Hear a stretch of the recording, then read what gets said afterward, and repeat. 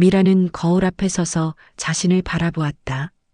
올해로 40이 된 미라는 아직은 쓸만하다고 스스로 위안을 삼았다. 하지만 그 위안도 잠깐이었다. 아침마다 반복되는 똑같은 일상이 그녀를 질식시켰다. 아들 준비시키기, 아침밥 차리기, 설거지, 빨래, 청소하기. 그리고 저녁에는 남편 상호의 피곤한 얼굴을 맞이하는 것. 오늘 늦어, 회식 있어. 상호는 넥타이를 매며 건성으로 말했다. 미란과 눈도 마주치지 않았다. 언제 들어와? 늦을 거야, 먼저 자. 미라는 식탁에 혼자 앉아 무의식적으로 젓가락을 들었다. 결혼 18년째 이 대화가 전부였다. 사랑은 언제 사라진 걸까? 아니, 애초에 있기는 했었던 걸까? 거실 창문 너머로 새로 이사 온 집의 불빛이 보였다. 앞집에 혼자 사는 남자가 이사 왔다는 얘기를 들었다. 상호의 회사 동료로 친하게 지내는 동생이라 했다. 며칠 후 그와 우연히 마주쳤다. 안녕하세요. 앞집으로 이사 온 이영철입니다. 엘리베이터에서 만난 그는 생각보다 훨씬 젊어 보였다. 30대 후반 정도로 보이는 그는 깔끔하게 정장을 입고 있었고 어딘지 부드러운 인상이었다. 무엇보다 눈빛이 따뜻했다. 네, 상호 아내 김미란이라고 합니다. 남편한테 평소에 말씀 많이 들었어요. 형수님이시군요. 반갑습니다. 영철이 기분 좋은 미소를 지었다. 형이 자랑을 많이 하셨는데 정말 아름다우시네요. 오랜만에 들어보는 칭찬이었다. 미란의 얼굴에 자연스럽게 미소가 떠올랐다. 과찬이세요. 그 사람이 친동생 같다면서 이사 오시면 잘 챙겨드리라고 하더군요. 저도 형을 많이 좋아합니다. 아침마다 조깅도 같이 할 정도로요. 그날 이후 미라는 자꾸 앞집을 의식하게 됐다. 영철이 출근하는 시간, 퇴근하는 시간, 불을 끄는 시간까지 언제부턴가 그의 일상이 궁금해졌다. 아침에 쓰레기를 버리러 나가다가 마주치는 일이 잦아졌다. 우연인지 의도인지 스스로도 확실하지 않았다. 하지만 그와 마주칠 때마다 가슴이 두근거렸다. 형수님, 혼자 계시는 일이 많으시죠? 어느 날 영철이 물었다. 네, 남편이 출장이 많아서요. 외로우시겠어요. 그 한마디에 미란의 가슴이 뜨끔했다. 외롭다. 정말 외로웠다. 같이 살면서도 남편과는 남남이었고 고등학생인 아들과는 대화할 거리가 없었다. 친구들도 각자 살기 바빠 연락이 뜸해졌다. 괜찮아요, 익숙해져서. 미란이 애써 웃으며 답했다. 괜찮지 않으시죠? 영철의 목소리에 진심이 묻어 있었다. 표정을 보면 알겠어요. 그 순간 미라는 말문이 막혔다. 오랫동안 누구도 자신의 표정을 자세히 보지 않았다. 상호는 미란이 웃든 울든 관심이 없었다. 그런데 이 남자는 달랐다. 형은 형수님을 잘 몰라요. 영철이 조심스럽게 말했다. 이렇게 매력적인 여자가 옆에 있는데 미란의 심장이 빨리 뛰기 시작했다. 이건 단순한 인사가 아니었다. 그리고 자신도 그것을 원하고 있다는 걸 깨달았다. 미란은 점점 시선을 빼앗기고 있었다. 위험하다는 것을 알면서도. 상호가 중국으로 한 달간 장기 출장을 떠난 날이었다. 미란은 빈 침실에 누워 천장을 바라보았다. 또 한 달의 고독이 시작됐다. 아들은 학원과 친구들로 바쁘고 미란은 그저 집을 지키는 사람이 될 뿐이었다.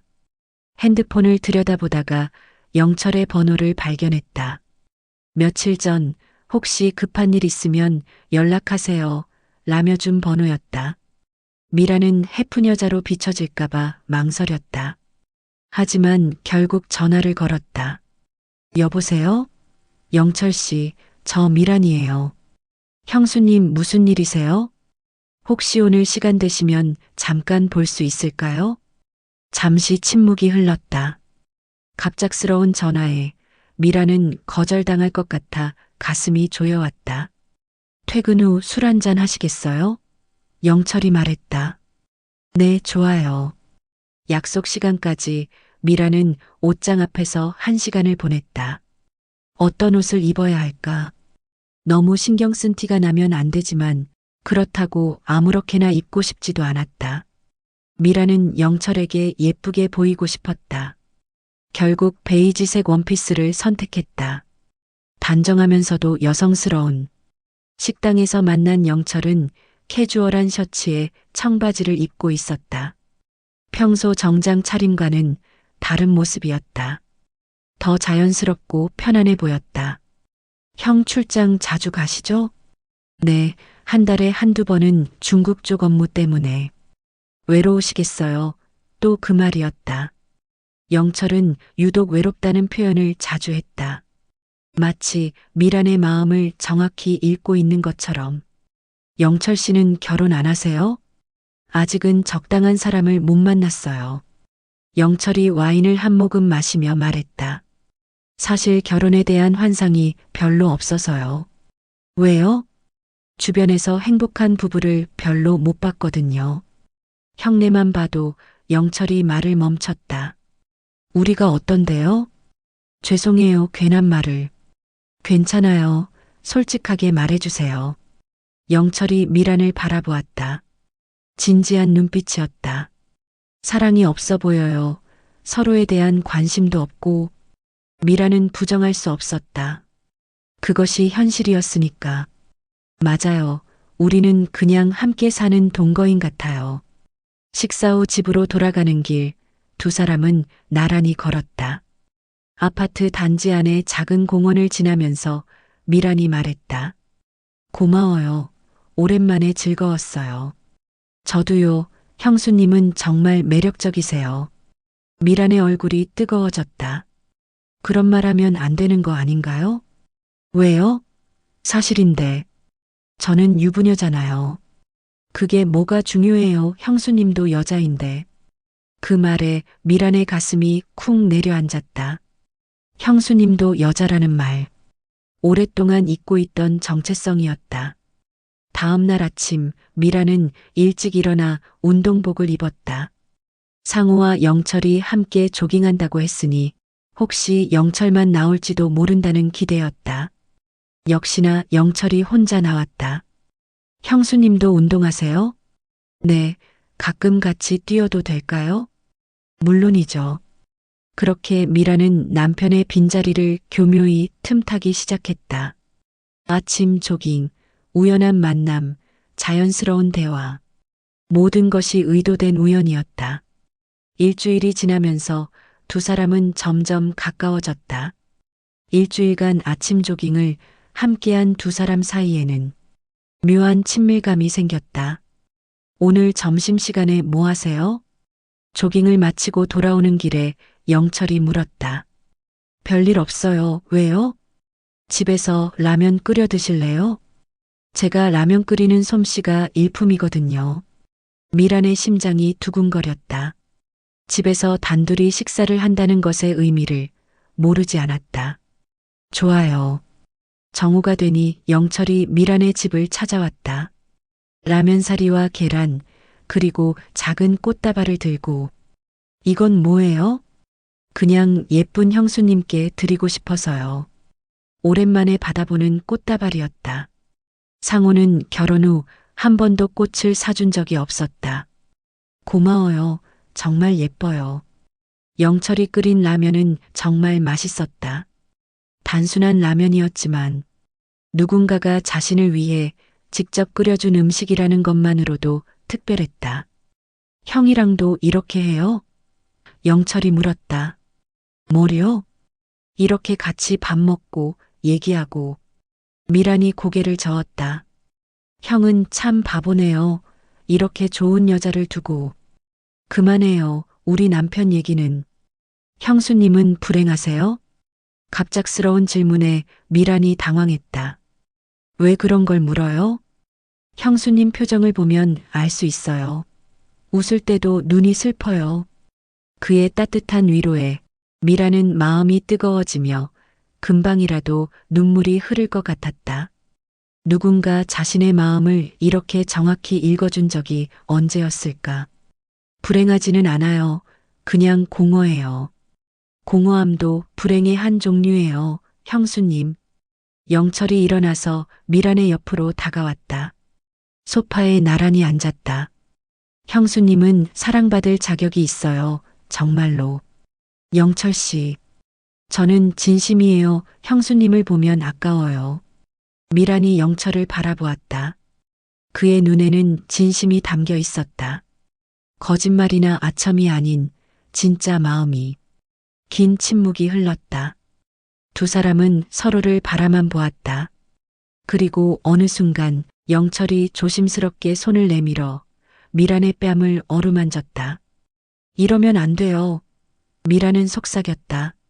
하지만 피하지 않았다. 왜요? 저는 유부녀예요. 하지만 영철은 미란이 더 이상 아무 말도 하지 못하도록 자신의 입술로 미란의 입술을 훔쳤다. 미란은 짜릿한 전율을 느끼며 두 눈을 꼭 감았다. 두 사람의 뜨거운 키스는 오랜 시간 동안 이어졌다. 미란은 오랜만에 느끼는 전율로 마치 온몸에 전기가 흐르는 것 같았다. 남편 상호와는 전혀 다른 느낌이었다. 영철에게는 간절함이 있었고 열정이 있었다. 영철의 손길이 닿을 때마다 짜릿한 전율과 황홀감에 미란의 몸은 녹아버릴 것만 같았다. 두 사람은 서로를 너무 원했고 지금 이 순간 서로를 깊게 알아가고 있었다. 끝없이 이어진 그들의 황홀한 시간은 이 세상이 사라질 때까지 영원할 것만 같았다. 영철은 미란이 유부녀라는 사실을 잊은 채 그녀의 부드러운 숨결을 느끼고 있었다. 미안해요. 한참의 시간이 지나고 미란이 말했다. 뭐가요? 이러면 안 되는데. 왜 안 돼요?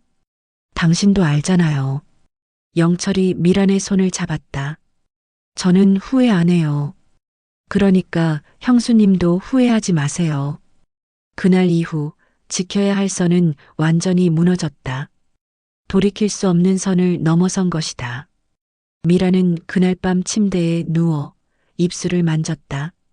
아직도 영철의 온기가 남아있는 것 같았다. 죄책감이 밀려왔지만 동시에 살아있다는 느낌도 들었다. 오랫동안 죽어있던 여자로서의 자신이 깨어나는 것 같았다. 위험하다는 것은 알고 있었다. 하지만 멈출 수는 없을 것 같았다. 그 후 일주일은 미란의 인생에서 가장 뜨거운 시간이었다. 미란과 영철은 더 이상 멈추지 못했다. 매일 아침 조깅으로 시작해서 점심시간에는 둘 중 한 명의 집에서 만났다. 저녁에는 산책을 핑계로 공원에서 데이트를 했다. 반찬 좀 나눠드릴까 해서요. 미란이 영철의 집 문을 두드렸다. 그릇에 담긴 음식들은 핑계였다. 고마워요. 들어오세요. 영철의 집은 깔끔하게 정리되어 있었다. 미혼 남성의 집치고는 너무 깨끗했다. 집이 정말 깨끗하네요. 형수님이 올 것 같아서 열심히 치웠어요. 영철이 웃으며 말했다. 저 때문에요? 네, 형수님께 좋은 인상 주고 싶어서요. 그 말에 미란의 가슴이 따뜻해졌다. 누군가 자신을 위해 집을 치우고 좋은 인상을 주려고 노력한다는 것. 상호는 미란이 집에 와도 신경 쓰지 않았다. 영철 씨는 저를 어떻게 생각해요? 무슨 뜻이에요? 그냥 심심풀이인가요? 영철이 미란의 손을 잡았다. 절대 그렇지 않아요. 형수님은 특별합니다. 뭐가 특별한데요? 형수님의 전부가요. 웃는 모습도 말하는 모습도 그냥 존재 자체가. 미라는 남편에게서 느끼지 못한 황홀함과 생기를 영철에게서 찾았다. 그 감정은 빠르게 집착으로 변해갔다. 영철과 함께 있을 때의 미라는 완전히 다른 사람이었다. 생기 있고 아름답고 사랑받는 여자였다. 형수님, 이거 입어보세요. 영철이 쇼핑백에서 원피스를 꺼냈다. 이게 뭐예요? 형수님께 어울릴 것 같아서 샀어요. 빨간색 원피스였다. 미란이 평소 입지 않는 과감한 색깔이었다. 너무 화려한 것 같은데. 형수님께 잘 어울릴 거예요. 한번 입어보세요. 미란이 원피스를 입고 나오자 영철의 눈이 반짝였다. 와, 정말 아름다워요. 거울 속 미란은 정말 달라 보였다. 더 젊어 보이고 더 매력적이었다. 두 사람은 밤에도 전화를 걸어 몇 시간이고 이야기를 나누었다. 지금 뭐 하세요? 형수님 생각하고 있었어요. 저도 영철 씨 생각하고 있었어요. 내일 만나요. 미란의 일상은 온통 영철로 가득 차기 시작했다. 아침에 눈 뜨면 영철이 제일 먼저 생각났고 밤에 잠들 때까지 영철 생각뿐이었다. 요리를 할 때도 영철이가 좋아할까? 옷을 입을 때도 영철이가 예쁘다고 할까? 를 생각했다. 하지만 영철은 달랐다. 그에게 미라는 그저 자유로운 연애 상대였을 뿐이었다. 유부녀라 부담스럽지 않았고 남자와 즐기는 법을 알기에 더 흥분되는 상대였다. 형수님, 저희 너무 자주 만나는 것 같지 않아요? 어느 날 영철이 조심스럽게 말했다. 왜요? 싫어요? 싫은 게 아니라 혹시 들킬까봐. 미란의 얼굴이 어두워졌다. 들킬까봐라는 말이 상처가 되었다. 저는 상관없어요. 하지만 형수님이 곤란해질 수도 있잖아요. 미라는 왠지 사랑이 식은 것 같은 영철의 태도에 더욱 그에게 매달리기 시작했다. 영철이 한 발 물러서려 할수록 더 간절해졌다. 사랑인지 집착인지 스스로도 분간이 안 됐다. 다만 영철 없는 삶은 상상할 수 없었다. 한 달이 지나면서 균열이 드러나기 시작했다. 영철은 점차 미란의 무거운 사랑을 부담스러워했다. 처음에는 신선하고 즐거웠지만 이제는 숨이 막혔다. 형수님, 오늘은 좀 바빠서 못 만날 것 같아요. 영철이 전화로 말했다. 무슨 일 있어요? 회사 업무가 좀 밀려서요. 하지만 미라는 그날 저녁 영철이 다른 여자와 식사하는 모습을 봤다. 회사 동료인지 친구인지는 모르지만 분명 여자였다. 가슴이 찢어지는 것 같았다. 배신감과 질투심이 동시에 밀려왔다. 오늘 정말 바빴어요? 다음 날 미란이 물었다. 네, 왜요? 아무것도 아니에요. 하지만 영철의 거짓말을 안 순간부터 미라는 불안해지기 시작했다. 다른 여자는 누구일까? 자신보다 젊고 예쁠까? 영철이 자신을 떠날까? 영철 씨, 저희 관계가 뭐라고 생각하세요? 미란이 물었다. 무슨 뜻이에요? 우리가 사귀는 건가요? 영철이 난처한 표정을 지었다. 형수님은 유부녀시잖아요. 그 말이 비수처럼 가슴에 꽂혔다. 결국 자신은 유부녀일 뿐이었다. 진짜 연인이 될 수 없는 존재였다. 그럼 저는 뭐예요? 소중한 분이죠, 정말로. 소중한 분, 애매한 표현이었다. 사랑하는 사람도 연인도 아닌 그냥 소중한 분. 미라는 점점 초조해졌다. 아들이 엄마 요즘 왜 그래? 전화만 받고 있어 라고 했을 때 상황의 심각성을 깨달았다. 상호에게 들킬지도 모른다는 공포도 있었다. 상호가 출장에서 돌아오면 어떻게 해야 할까? 영철과의 관계를 계속 숨길 수 있을까? 그 사람 중국에서 돌아오면 우리는 어떻게 해야 하죠? 영철이 잠시 말을 멈췄다. 일단 조심해야죠. 조심이라는 말이 미란에게는 숨어야 한다는 뜻으로 들렸다. 영철에게 자신은 숨겨야 하는 존재였다. 밤에 혼자 누워있으면 온갖 생각이 들었다. 이게 사랑일까? 아니면 중년의 외로움이 만든 착각일까? 이건 사랑이야. 진짜 사랑이야. 미라는 스스로를 달랬다. 하지만 가정과 욕망 사이의 경계는 이미 지워지고 있었다. 아내로서, 여자로서, 어머니로서, 연인으로서의 자신. 모든 정체성이 뒤엉켜 있었다. 상우가 돌아오는 날이 다가올수록 미라는 더욱 불안해졌다. 이 관계를 끝내야 하는 걸까? 아니면 계속 이어가야 하는 걸까? 답은 없었다. 다만 영철 없는 삶은 상상할 수 없다는 것만 확실했다. 상우가 출장에서 돌아온 후 모든 것이 달라졌다. 다녀왔어. 상우가 가방을 내려놓으며 말했다. 한 달 만에 본 남편은 여전히 낯선 사람 같았다. 고생했어요. 많이 힘들었죠? 맨날 하는 일인데 뭐. 영철이는 어때? 잘 지내던가? 미란의 가슴이 철렁 내려앉았다. 잘 지내는 것 같던데요. 그날 저녁 상우는 영철을 불러 함께 술을 마셨다. 미라는 부엌에서 안주를 준비하면서 두 남자의 대화를 들었다. 형수님 어때? 한 달 동안 혼자 계시느라 힘드셨을 텐데. 영철의 목소리였다. 글쎄, 원래 혼자 있는 걸 좋아해. 상우가 무심하게 답했다. 미란의 가슴이 아팠다. 남편에게 자신은 정말 아무것도 아니었다. 형이 부러워요. 이렇게 좋은 아내분이 계시는데. 뭐가 좋아. 그냥 같이 사는 거지. 미라는 접시를 놓치고 말았다. 쨍그랑 하는 소리에 두 남자가 부엌을 바라봤다. 괜찮아? 상우가 건성으로 물었다.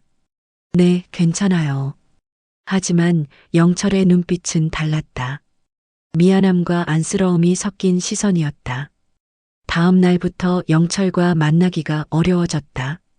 상우가 집에 있으니 자유롭게 움직일 수 없었다. 전화도 조심스러웠다. 영철 씨, 언제 만날 수 있어요? 미란이 조심스럽게 문자를 보냈다. 형이 계시니까 좀 어려울 것 같아요. 그 답장에 미라는 절망했다. 결국 남편이 있으면 자신과 만날 수 없다는 뜻이었다. 며칠 후 미라는 영철을 붙잡고 말했다. 이렇게 숨어 다니는 거 싫어요. 하지만 어쩔 수 없잖아요, 형수님. 다른 방법은 없을까요? 영철이 한숨을 쉬었다. 형수님, 우리 너무 위험해요. 그 말은 미란의 귓가에서 폭탄처럼 울렸다. 위험하다니요? 우리 사랑이 위험하다고요? 사랑. 영철이 그 단어를 되뇌었다. 형수님, 이게 정말 사랑일까요? 미란이 얼어붙었다. 무슨 뜻이에요? 우리는 너무 다른 상황에 있어요. 형수님은 유부녀시고 저는 자유로운 남자고. 그래서요. 언젠가는 끝내야 하는 관계잖아요. 그 순간 미란의 세상이 무너지는 것 같았다. 끝내자고요? 이렇게 갑자기요? 갑자기가 아니에요. 처음부터 알고 있던 일이에요. 집착과 두려움, 그리고 상실감이 뒤엉킨 미라는 영철에게 매달렸다. 안 돼요. 이렇게 끝낼 수 없어요. 저는 영철 씨 없으면 살 수 없어요. 형수님 제발. 다른 여자가 생긴 거죠. 그래서 저랑 끝내려는 거죠. 영철이 침묵했다. 그 침묵이 답이었다. 누구예요? 그 여자가 누구예요? 제발 이러지 마세요. 저보다 젊고 예쁜가요? 미혼이라서 좋은가요? 형수님. 영철이 처음으로 목소리를 높였다. 이러면 안 돼요. 우리 둘 다 상처만 받을 뿐이에요. 미라는 바닥에 주저앉고 싶었다. 하지만 마지막 자존심으로 버텼다. 알겠어요. 그럼 끝내죠. 형수님. 하지만 한 가지만 말해주세요. 저와 함께한 시간이 의미 있었는지. 영철이 고개를 끄덕였다. 의미 있었어요. 정말로. 그럼 됐어요. 집으로 돌아온 미라는 거울 앞에 섰다. 한 달 전에 자신과는 전혀 다른 사람이 서 있었다. 더 늙어 보였고 더 지쳐 보였다. 이제 선택의 기로에 서 있었다. 남편과 가정으로 돌아갈 것인가 아니면 영철을 붙잡을 것인가. 하지만 두 가지 모두 붙잡을 수 없다는 사실이 점점 선명해지고 있었다. 남편 상우는 여전히 자신에게 관심이 없었고 영철은 떠나려 하고 있다. 결국 미란에게 남은 것은 공허함 뿐이었다.